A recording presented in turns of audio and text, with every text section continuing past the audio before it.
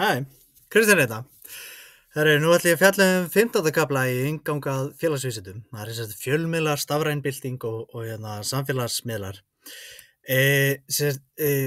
Þetta er mögulega mikilvægasta fæið í félagsvísindunum í dag. Það er áhrif fjölmiðla er svo svakaleg og þetta er svolítið svona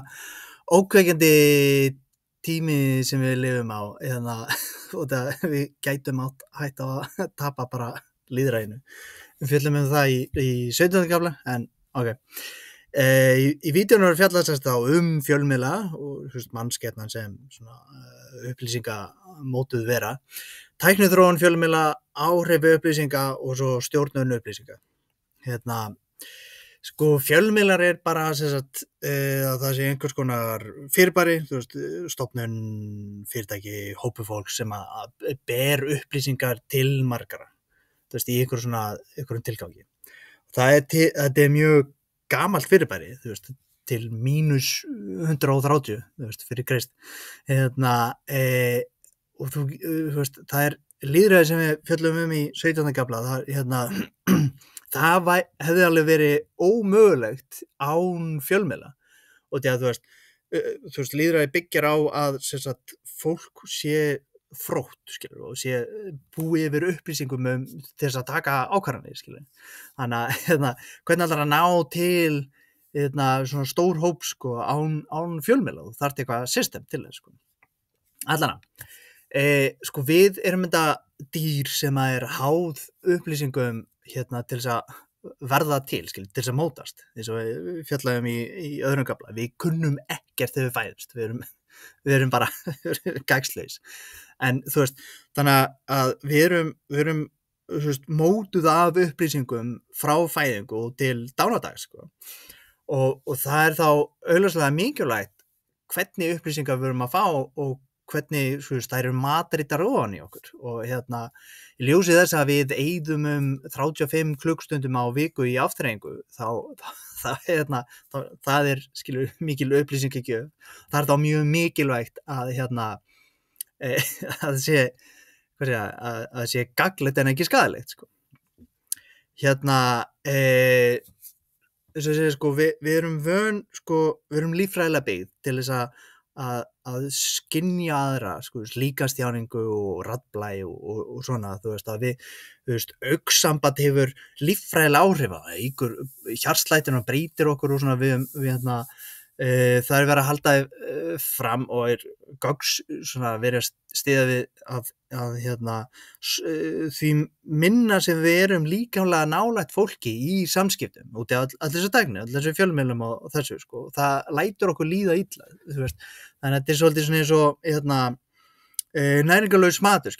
maður heldur að vera sattur út af maginn finnir þetta, en í rauninni er maður næringarsnauður. Allan, svo er tækni til samskipta breyst á þessum ógnarhraða og núna er svo mikið af upplýsingum frá svo mörgum svæðum og það er náttúrulega, flest af þessu er gengur undir peningi, þannig að flestir vilja eitthvað frá þér, það er ástæða fyrir að fólk er að búa til þessar upplýsingar, og stór hluti að því þau vilja eitthvað. Við erum með núna erum við með þessa svakalegu tækni, við erum með algríman sem að lærir á, það er öll netumferð er stýrð af þessum algríma, og algrímin er þá ákveðin forritun sem að lærir á okkur eftir því hvað við klikkum á og svona, hversu lengi við erum að eyða í ykkur vissa fjölmiðla, þá lærir algrímin og fer síðan að sýna okkur það sem að það heldur að við viljum sjá byggt á því sem við skoðum áður. Það var fyrir nokkrum árum síðan sem ég var alltaf svo hissa af hverju nemendur mínir voru ekki að finna á netinu þar sem ég var að láta að leita af, og það var út af algríminn minn er vanur minni leit, og þannig að krakkandi fóru síðan alltaf að fara að leita því sem ég vildi sjá, og þá fengu þau allt aðrar upplýsingar.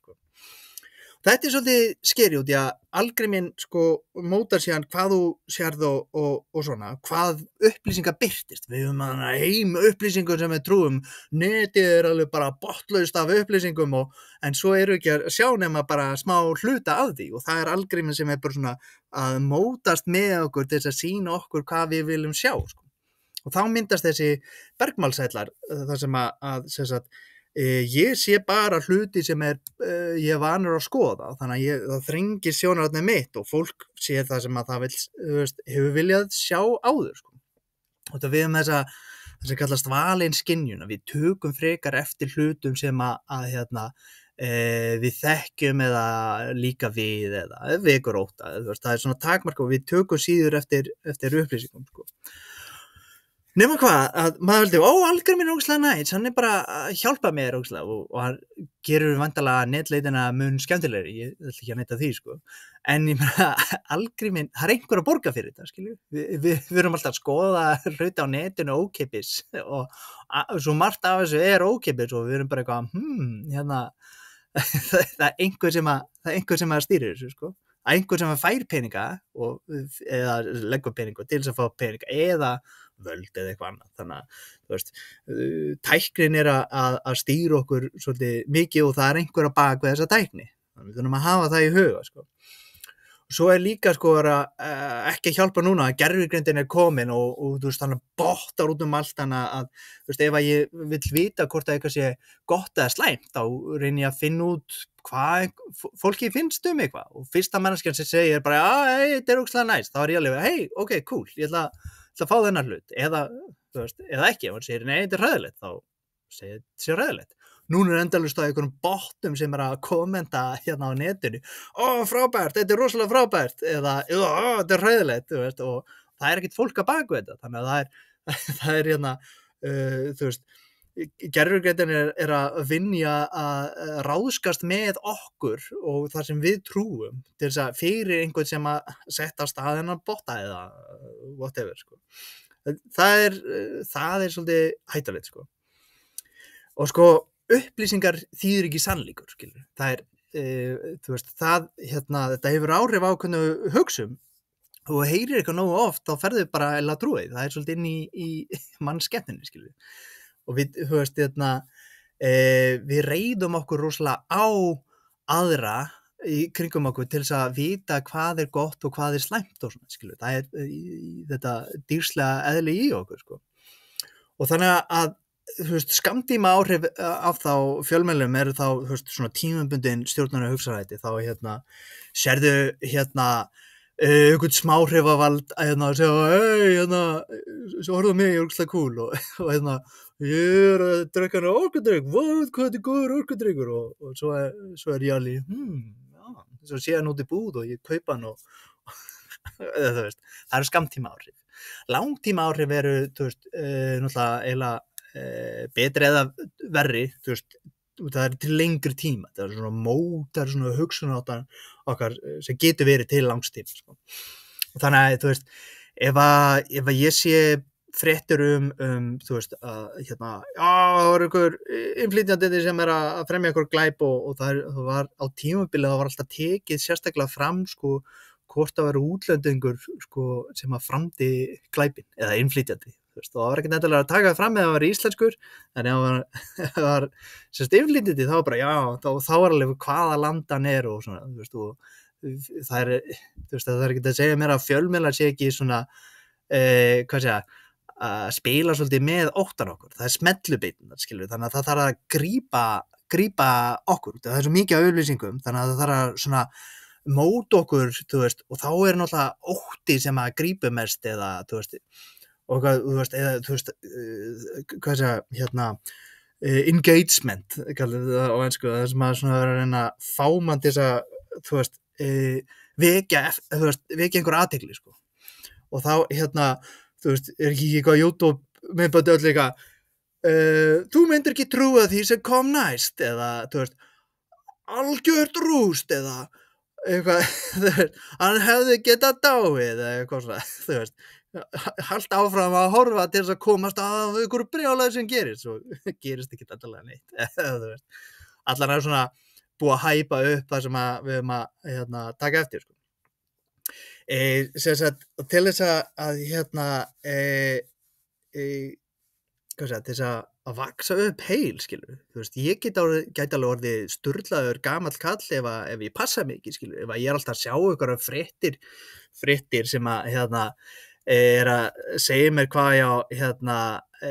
hugsa, þá, þú veist, það hefur alveg áhrif á mig, þótt að ég þykist vera rosalega klára á sniðu, skilur, þú veist, ég er mannskepna, skilur, en til þess að hafa, sko, hvað segja, til þess að passa að upplýsingarnar séu réttar, út í að það er svo mikið af upplýsingum, við höfum ekki tíma til þess að fara staðreyndagreina hverja einustu, þú veist, frétt eða upplýsingar eða hvað sem skilur, við getum ekki ráðið við þetta allt, sko, þá þurfum við svolítið að treysta okkur á svona hlíðverði, sem er þá einhver stofnun eða fyrirtæki sem að ritskoðar upplýsingarnar sem að sýnir, skilur. Gott dæmi hlíðverði var eins og vísindatímarit, það fær enginn, sko, að kalla sig, þú veist,